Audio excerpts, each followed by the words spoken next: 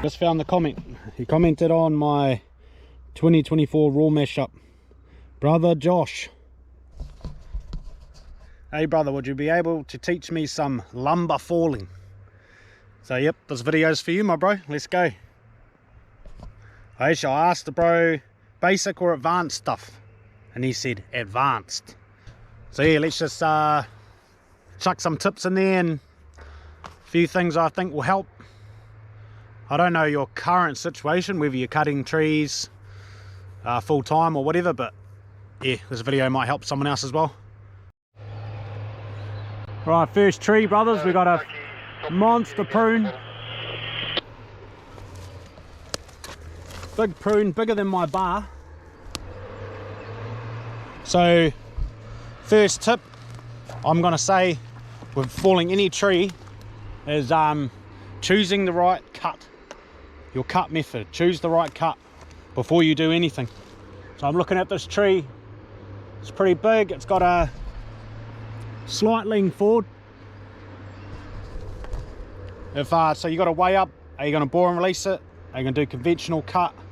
So that's my first tip. You got to choose the cut, choose your cut method before you even start your saw, or before you even cut the tree, because a lot of people will just scarf and back cut, and then you'll notice people, well, I see it all the time on Facebook, people are still at the base of the tree while it's falling and they're still cutting their holding wood because the tree's leaning forward too much.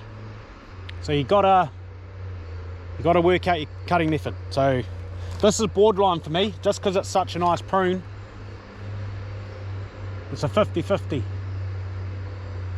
So what does that mean? Bore and release it. That's right. And good summary there, right? The other thing, next tip as well, is if the tree's too big for your bar, you need to cut your bottom side first, or your unsafe side first. So for this one, I'm going to go on the unsafe side, start a cut on that side, and I'll finish on this side. There's other videos I see is a lot of people reaching around and guessing where their bar's going, and then their holding wood's, it's pretty hard to get your holding wood right. So I'll start with this tree and we'll go over those two things.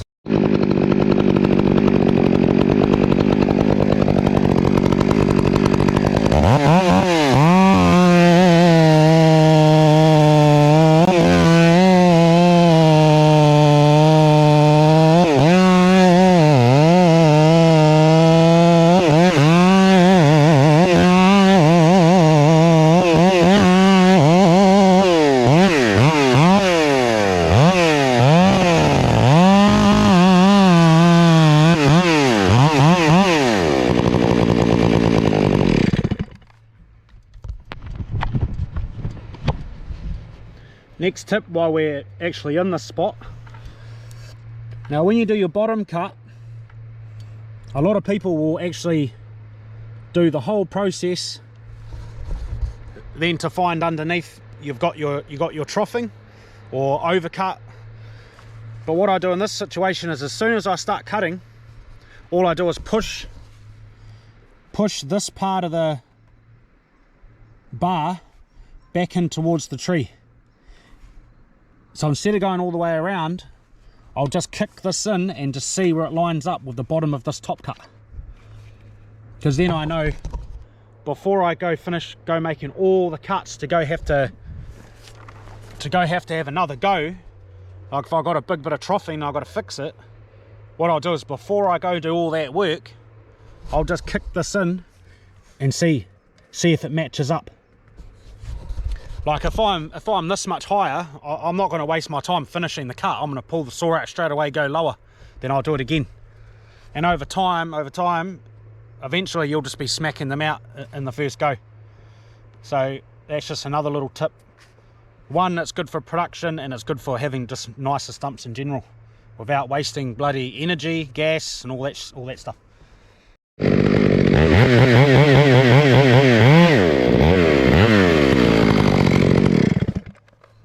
So I've just kicked in, and as you can see, if I can get this closer, my bottom cut is matching up perfectly with the bottom of my top cut here.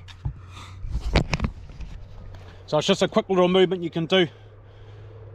Just smack that in closest to the saw, bring it around and just check. It only takes a second and it can save you a lot of time having to redo your cuts. So now when I come through, I'm just looking straight down my top cut, and I can, as soon as my saw comes through, I can see it. So I know I'm right. I'll bring the bar around and I'll see it come through because I can see through here. And that's the beauty compared to doing your Humboldt to your conventional, in my opinion anyway. Because as you're doing your bottom cut, you can actually see, you can see very clearly if your saw comes in.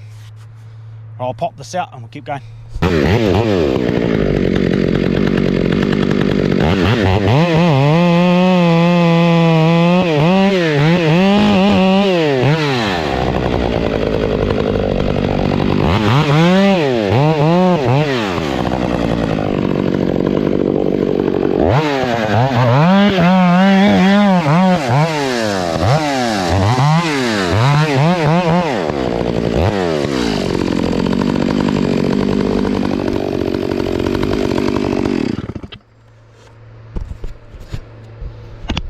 And as you can see there, it is pretty nice, pretty nice.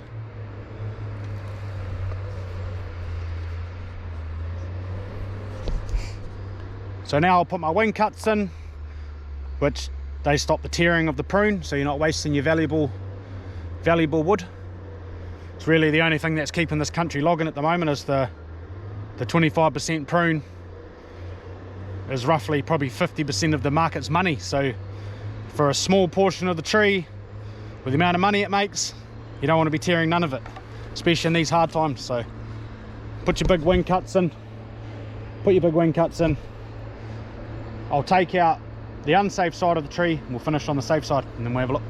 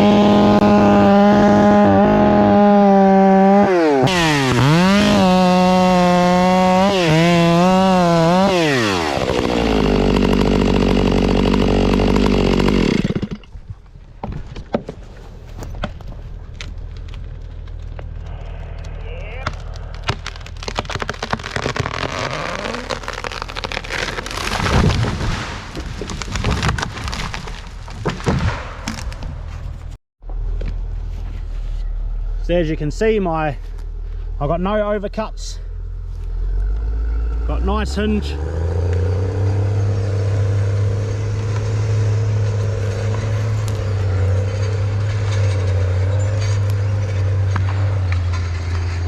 know, I didn't have to reach around. You know, for me, that's how I get nice holding wood, is when I don't have to think about that side of the tree at all. Like my bar probably made it to, I don't know, here somewhere. I got a bit of a miracle and matched up with that one perfectly, but it doesn't always happen. Yeah, went over real slow. I had time to get out the way. Yeah. So that's the first couple of tips.